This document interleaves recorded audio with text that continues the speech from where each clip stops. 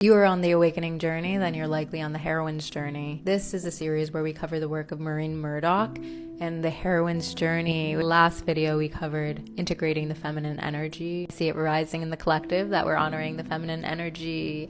We're honoring our playfulness and our creativity and our expression. And the next part that we get into is healing the wounded masculine within us. It wasn't such an issue that we were operating from masculine energy, but that it was coming from a wounded warlike belief in scarcity type place, versus when we can take our competitiveness and our shadow-like desire for external power playfully and know that there should be some level of detachment from it, because we're all going to die and nothing is taken into the afterlife. This is when the person makes peace with the masculine approach to the world as it applies to them. They understand that they subscribe to be on this human plane.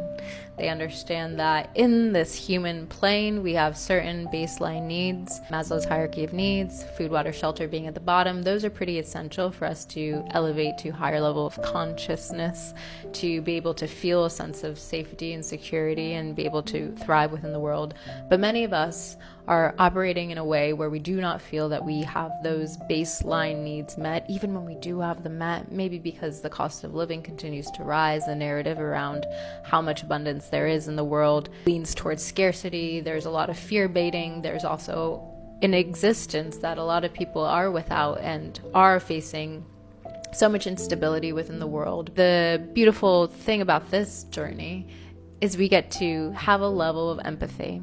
We get to have a level of empathy for these leaders and for people in society who are running a lot of corporations and organizations who think that there's a there, think that they'll get to a place of achieving something, conquering something, and they'll feel an internal feeling of satisfaction. Yet that's not been the case for me on an individual level, and likely it's not been the case for you if you've gotten to this point in the video or you followed this series. So how can we go more internally and find that richness and connect with our hearts and integrate that back, which leads to the next phase of Maureen Murdock's work. Heroine integrates the masculine and feminine. This one is worth a whole separate video, so follow for the final video on this series.